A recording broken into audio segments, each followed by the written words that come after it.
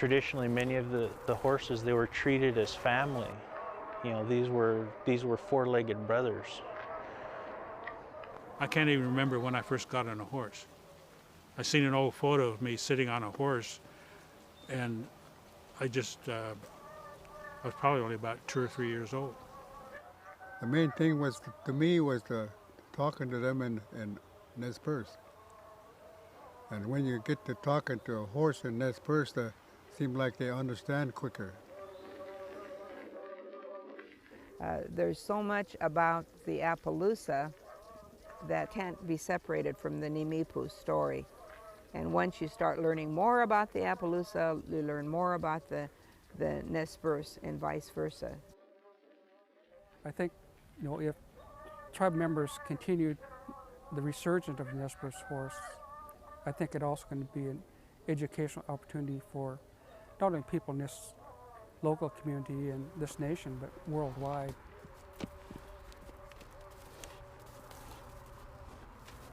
I'm James Spencer, the Nez Perce Tribe's Young Horseman Project, and we're here in one of the 5 horse pens. We're with the stallions, and this here's Riz. He's a Appaloosa horse.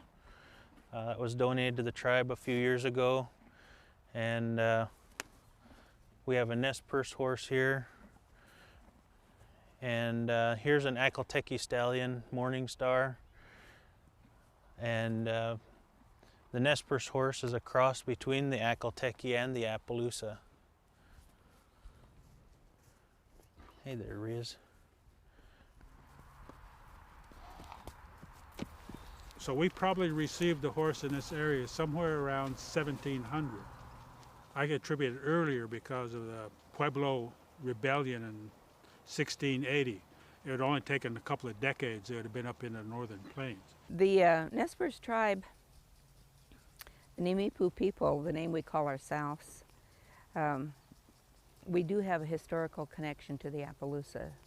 Probably in the 1700s and into the 1800s, it's not exactly known how the breeding began, but the Nez Perce people did selectively breed horses. Our horses were well suited for this part of the country. They could climb in and out of these canyons with ease, and in 1877, the U.S. military found out how superior our horses were. They just couldn't keep up with the Nez Perce. Well, the Nez Perce War of 1877, which began in the Wallowa country, Joseph and other bands were being forced to move on to the 1863 reservation. And when they were moving, they were given a strict timeline, and they had cattle, and they had many horses that they were trying to move at that time. And our chief gave up his rifle and said he wasn't going to fight anymore. They took all our horses away, and they separated us and sent part to Washington and Oregon and some here. So they was afraid that we'd start another riot, I guess. I don't know. That's history for you. In 1995, the Nez Perce tribe reinstituted the Young Horseman program, and when we first initiated that program, it was for the young people in our community. Through those efforts, the children not only learn about their culture, but they do get interested in horses, and then they'll keep the horse culture alive among the Nez Perce people.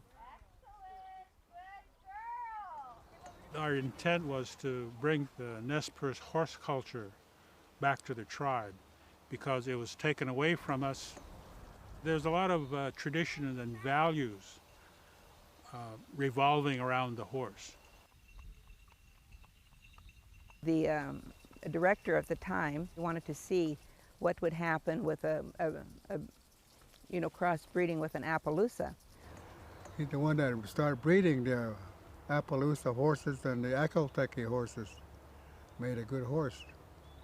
The Nez Perce horse is a cross between the Akelteki, which is an endurance horse from Turkmenistan, and the Appaloosas that we know here today, to develop this new breed to create a highly desirable horse that everybody would want to own.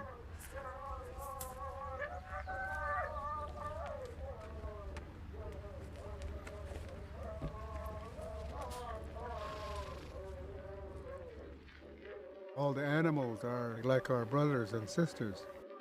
We all have the same color blood.